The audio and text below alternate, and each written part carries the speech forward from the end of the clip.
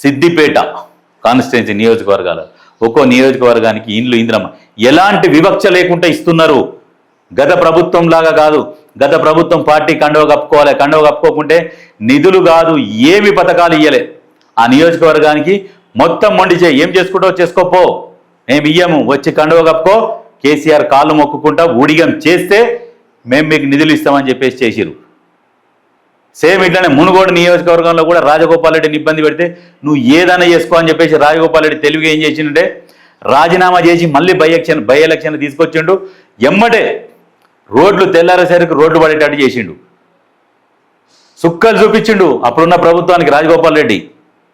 రాండి బిడ్డ రాండి మునుగోడు నియోజకవర్గానికి అంటే ఎక్కడెక్కడ మూలకున్నోడు పండుకున్నోడాళ్ళు వచ్చి మునుగోడు నియోజకవర్గంలో కూర్చున్నారు. ఒక్కొక్కడు ఏడం ఉన్నోడు కూడా ప్రతి ఒక్కడు.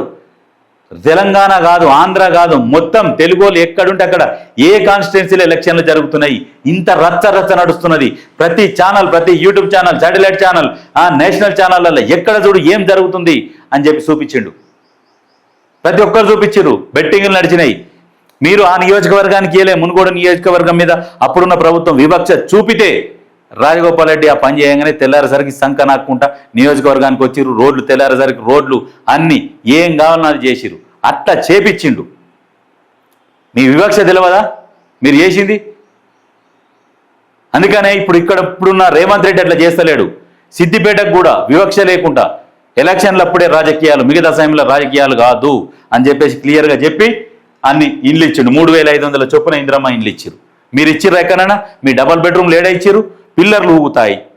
అవుల కట్టుడు కట్టిరు. కాళేశ్వరం పిల్లర్ గట్టి అయింది. ఈ ఇందిరమ్మ ఇండ్ల పిల్లర్లు కూడా ఊగుతున్నాయి. అందులో పోదామంటే భయపడుతురు. ఆ నాసిరకం కట్టడాలలో ఎప్పుడు ఏమవుతుందో అని భయంతో ఉన్నారు మీ డబల్ బెడ్రూమ్ ఇల్లు.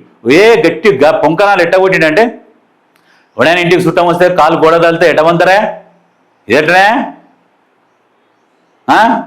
మా పొంకనాలు భారీగా గప్పాల ఎలిగాడికి 7 కొట్టాలు 3 దున్నపోతులు. కొట్టాలేమో 7, కనీసం 7 బర్రెలు ఉంటే పాలు ఇస్తాయి. కొంచెం పాలను నమ్ముకోవచ్చు, ఇన్ని తాగవచ్చు, పెరుగు చేసుకోవచ్చు, అన్నీ ఉంటాయి. కానీ ఇక్కడ ఉన్నాయి 3 దున్నపోతులు. 7 కొట్టాలకు 3 దున్నపోతులు. ఇక ముచ్చటనేమో భారీగా చెప్తాడు డైలాగులు చెప్పి లాస్ట్కి ఏం చేసిండు? ఎక్కడనన్నా ఆ గొర్రెల స్కీమ్ రొటేషన్. ఆయనకి ఇచ్చుడు, గొర్రెలకు ఇంకోనికి ఇచ్చుడు, మళ్ళీ తీసుకపోవడు, మళ్ళీ అయ్యే గొర్రెలు ఇచ్చుడు, ఇదే స్కామ్ చేసుడు. ఎన్ని వేల కోట్లు గొర్రెల స్కాము. దాన్ని కూడా బయటికి తీయాలి ముఖ్యమంత్రి రేవంత్ రెడ్డి గారు. గొర్రెల స్కామ్ బయటికి తీయాలి, ధరణి స్కామ్ తీయాలి, ఇవన్నీ బయటికి దోడుతుండాలి. మీరు ఎంతసేపటికి ఇవి పాలన విషయంలో మీరు బిజీగా ఉండి ఇవన్నీ తీస్తలేరు.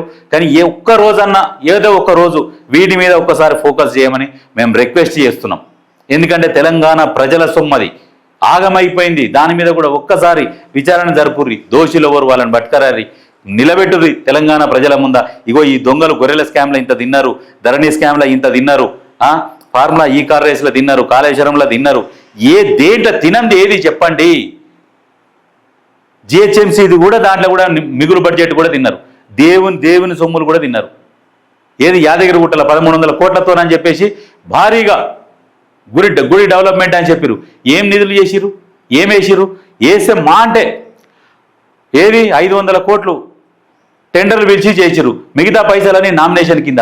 నామినేషన్ వర్క్ ఎంత చేయాలి? 5 లక్షల వరకు నామినేషన్ వర్క్ చేయించుకోవాలి.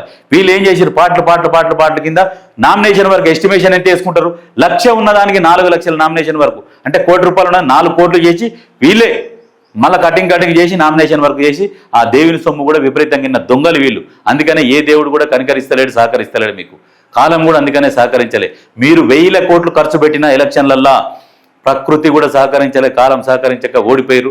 ప్రజలు మిమ్మల్ని దేశించారు. మళ్ళీ సిగ్గు లేకుండా మీరు మళ్ళీ ప్రజలకు వచ్చి మేము ఏదో పొడి చేసినాం, మేము చేసినాం, సారే కావాలంటారు, గోషి అంటారు సార్ కావాలని. మిమ్మల్ని సార్ కావాలని అంటారు. ఇంకోడన్నా సిగ్గుండాలి. మళ్ళీ ఆ ముచ్చట చెప్తందుకు పాటలు రాయించుకుంటారు. అరే ఆ పాటలు రాయించుకుంటే ఎవ్వనంతలా వాని మనసు కరిగి రాయాలి. మీరు పైసలు ఇచ్చి రాపించుకున్నా కానీ వాని మనసు కరుగుతలేదు. సరే పైసలు ఇస్తున్నాడు కదా ఏదో రాసి పడేసి వదిలేస్తారు. మీకు లేదు, మీరు వేస్ట్, మీరు తెలంగాణకు సూటబుల్ కాదు. మీరు ఇక్కడ బీఆర్ వాళ్ళు, మీరు బీఆర్ దొంగలు, మీరు బీఆర్ దొంగల మూట. తెలంగాణకు ఎట్లా వలస వచ్చారు. మళ్ళా ఆంధ్ర పాలకుల నుంచి బీఆర్ చేతులకు పోయింది పరిపాలన. తెలంగాణ ఆగమైపోయింది. ఇవాళ 30% ప్రజలు ఏదో నార్మల్ బిజినెస్ చేసుకుంటారు తెలంగాణలో.